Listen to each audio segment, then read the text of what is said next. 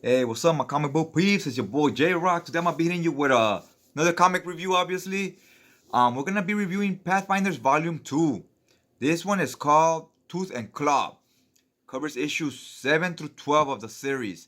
Now, in the first volume, we got introduced to all our heroes being Maricel, Kyra, Shanti, um, Valeros, Husk, and what was the other character?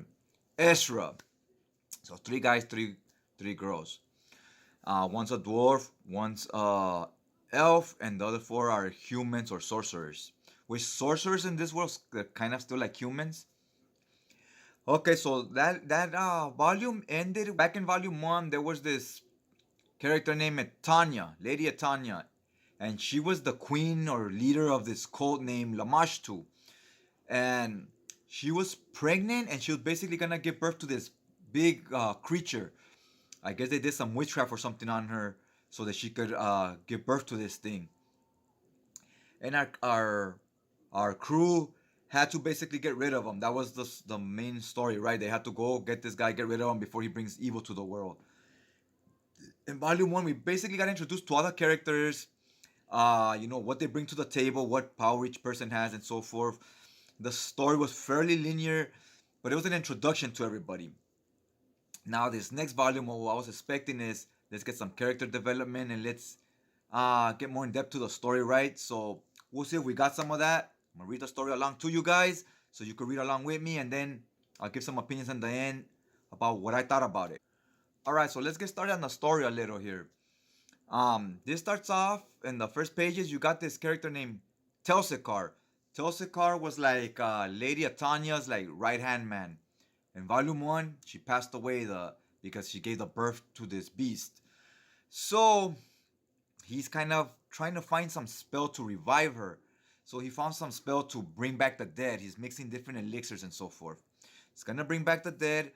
Therefore, once he has this power, he'll bring back Itanya, and they'll go back to push their agenda. And meanwhile, we get back to our protagonists, our main team, and something's going on in the village where they're at that all these animals are getting slaughtered. We find all these animals slaughtered, and they're like, hey, some of them are not even eaten. Like, if it was wolves or some other creatures, they'd eat the animals. So they're like, this is kind of weird that they leave so much meat on them some of the times. So they're investigating this, and they found this thing. They don't know if it's a claw or a tooth.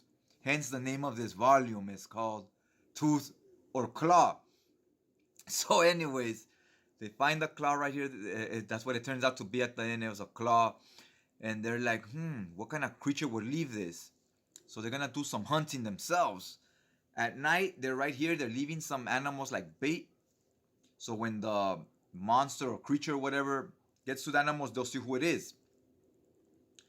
So when they set up this whole trap or whatever, bam! It's a freaking dragon. It's a big, huge black dragon. Now, I guess in this universe, black dragons are supposed to be like bigger than your normal dragons, and they're like more vicious, right? So they're like, oh great, like it's a black dragon. So they know they're in for a long one right here. They're like, now we gotta figure out how we're gonna capture this thing. We cut back to this guy Telsakar. He's basically becoming a necromancer, bringing back the dead. And while this is going on, our protagonists they're trying to find a way to find this dragon. They hear him, so they start following the trail where the echo or whatever is coming from. It leads them to this cave. Once they get to this cave, bam! A bunch of skeletons rise from the dead. So they're fighting skeletons and zombies, and it turns out you can't just hit them with a sword. So there's a trick to it. You have to like hit them with blunt instruments, so the bones and so forth could just shatter, right, fall apart, disconnect from each other. Then we got Kyra here, our character. She's kind of like she has healing powers and she's religious. So depending on who she's fighting, sometimes she can be more important to the team than other times, as far as fighting wise. Because when she's fighting supernatural and stuff like that, a lot of her power she has is almost like a sorceress in a way. Or she's a lot more powerful because they're more effective towards those kind of creatures as opposed to just live regular humans which a lot of things she does doesn't affect them. So here, she does this spell. She's like praying and so forth to destroy all these skeletons, and it works. Bam! She just gets rid of all of them. So she's shaping up to be quite powerful. We're seeing she has a lot of other powers we're not quite aware of yet.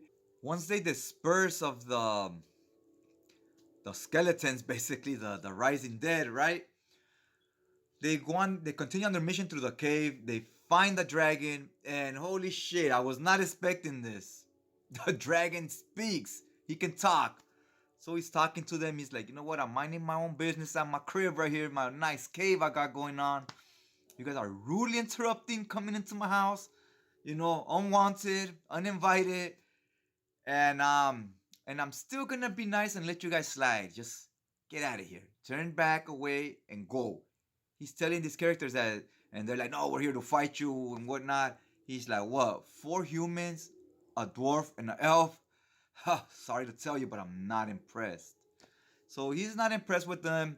He's giving them a chance to leave. They're saying no. So the crew's coming off as our pathfinders here. They're coming off as like the villains. This dragon's doing nothing wrong. He kills animals here and there to survive, to eat. Doesn't bother anybody. Doesn't attack the humans. And these guys are coming into his house and being assholes, starting up a fight. So I feel like they're in the wrong in this particular situation, right? I was like what the hell? Like, why don't they just leave him alone? He's even giving them a chance to walk away. And no, they're pushing for it. They want this showdown, right? So he says, all right, fine.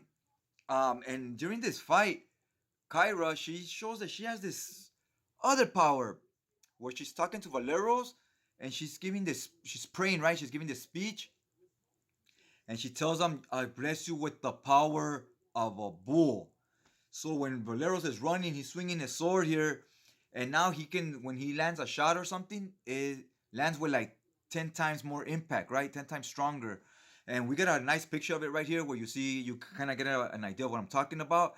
So she's having a lot of tricks up her sleeve. She's got a lot of other powers that we were not aware of in the first volume. We're still fleshing her out, right?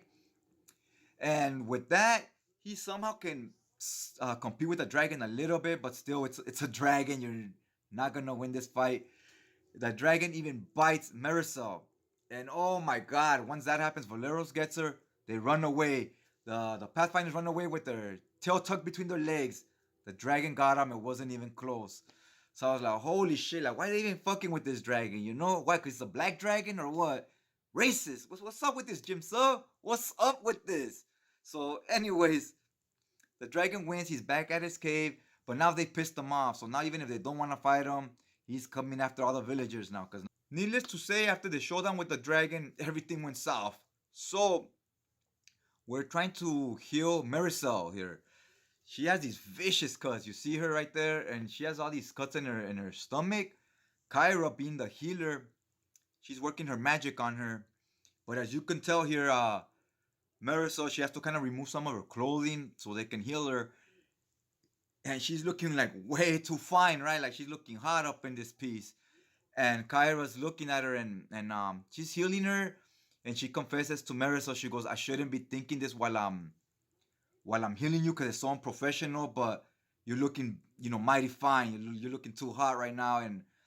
And she lets her know she's LGBTQ. So Marisol, if you followed volume 1, she's kind of like she's like bisexual, like she flirts with men and with women. She gets drunk in bars all the time. She's think of her as like your party college girl, right? So she's like, oh really? And as she's healing or whatever, she starts making out with Kyra. So they're gonna become a thing. She's like, you shouldn't have to keep it. Because for Kyra, she's religious, right? She's the religious character here. So I guess it was hard for her to come out, like, because of her religion. And Marisol's like, don't worry about that. Well, they're gonna become a couple, obviously, right here. Now, this is gonna be interesting because Marisol's like this party girl. She's a bisexual, like anything goes type of personality. And Kyra's the religious one, and she's like more reserved, and it almost feels like a disaster waiting to happen. But maybe one will change the other. We'll see how that plays out. But now we're getting in depth. We're getting some development going with the characters, which I like right here. Once Marisol gets healed and everything, she's back on her feet. They're ready for round two against this dragon. Now they're a little more prepared. They know what to expect. So they're going back to this lair to deal with the dragon, and the dragon is now in cahoots with this cult, right? So Telsekar is talking to the dragons like, I know you're pissed off at these guys. We don't like them either. So now they're working out some type of team up. And our protagonists are on their way over there to look for a fight, to look for round two basically. And while this is happening, Marisol lets Valeros know that her and Kyra are kind of becoming an item. He's like, "Whoa, you two are together now? Like, hey, I thought me and you, Marisol, because they used to practice and train together. They were the two regular humans where they fight with swords, so they used to practice together all the time. So he kind of thought they were building a bond. So it caught him by surprise, but he was cool with it. He's like, all right, like it is what it is. So they get back to looking for this dragon. They go to this cave. They're fighting all these other creatures and so forth. During the mix of all this, Shanti is shaping up to be a good leader.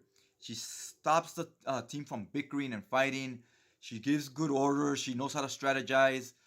So we're developing her as the leader of the team here. So we're getting some character development here. We're really having things moving along. Story wise, not a lot's happening. We just still with this dragon. We finally make our way through the whole tunnels and our whole path into this castle where we're gonna fight the dragon, right? You have to go through a kind of like a cave first. So now this is gonna be the final showdown, obviously.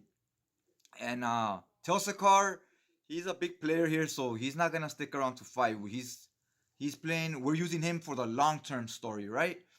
And for just this particular story arc, the villain here is the dragon, which was pretty one-dimensional. There was not a lot to him. So they're fighting this dragon, and in this time, they win the fight. Shanti and Marisol are kind of like the two that put in the most work. Shanti kind of cast spells on him and stuff, and he's shooting fire at her. They're fighting. Marisol jumps on top of him and stabs him on the head with the sword. They dispose of him. The story pretty much ends there. But we get hit with a bonus little short story here on this volume. So each volume has like a little short story that's separate with a separate artist, separate writer. Here it's we get some more development with Kyra and Marisol, which I really like this little short story where we get to touch on her past a little more. Marisol's waking up Kyra in the beginning of this. You immediately notice the different art. And they go hit a bar. She's like, hey, let's go unwind a little. They go drink and whatnot. While they're at this bar, turns out this city they're in right now, the Pathfinders, it was one of Marisol's old stomping grounds. So, she has a past to her. We don't know much about it yet. And here we flesh it out a little. They show up. Like, Marisol, I remember you. And one of them missing a hand. He goes, I was in jail here for like so many years, right? And they chopped off my hand for stealing. Because she was part of this group. They were like pirates. They were thieves and whatnot. And they show here that back in the days, they were running away from the law enforcement there. When they were jumping a roof, this guy was falling and she could have stopped to help him, but she kept running so that they don't catch her. So she left him out to dry and he got arrested and they chopped his hand off. So he's pissed at her now when he sees her. And Kyra and her have to get into it with her old friends. They fight them off, whatever. And then they start running, right? Right here, they start running. And then the same thing happens again, but this time Kyra's falling and hanging off the roof. And this time Marisol doesn't run and leave her there. She helps her up off the roof and they both escape together. So it kind of establishes here that she likes Kyra more than she liked her old gang. Either that or that she's changed. She doesn't just leave her friends hanging anymore, right? Alright, so that's about it, guys. Now that you heard the whole little story arc here and the short story, because I read it back to you guys. If you watched that, let me know in the comment section what you guys thought about it so far. And meanwhile, I'm going to be letting you know what I thought now that we reached the end. I love what they're doing here with Marisol and Kyra. Kyra's probably shaping up to be my favorite character. And she's shaping up to have the most diverse powers. Like, she has a lot of different tricks up her sleeve, different powers and so forth. Everybody else has pretty much one thing or whatnot. And she's also getting a lot of character development here. So I was really digging what they're doing with her. She seems to be the most fleshed out at the moment. We also got some backstory with Marisol. And I like what they did that there. I kind of like that little short story more than the story arc itself. We got to know a little bit about her past. She ran with a shady group and whatnot. And the past kind of came back to haunt her at this moment. So we see her, how she's changed from back then and how she's different in this new group she's rolling with. I love what Jim Sub is doing right now. How we get to see the characters kind of from issue 1. Now that it's 12 issues, you slowly see what he's doing with the characters. We're along for the ride with them, right? Because we got to see them. They were very cookie cutter in the beginning. They were all the same, spoke the same and whatnot.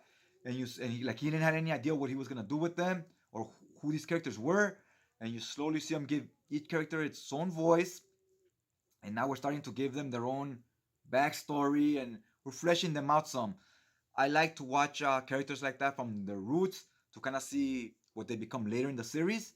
Kind of like X-Men when you read the first issues of Chris Claremont's run. They all kind of sound the same and you slowly see them develop to what they will be later, right? So it's kind of the same here. And he also, we have Kyra and Marisol. We're having, they're an item, they're in a relationship. This is going to be an interesting dynamic here because Kyra and Marisol are so different from each other. One is this very liberal, party girl, drinks, bisexual. The other one's very conservative, religious, and whatnot, right? So we're going to see if Marisol starts corrupting Kyra, maybe starts taking her. It already showed in the little short story, taking her out to drink and party and things Kyra doesn't do. So maybe you could say she's helping her live a little, right?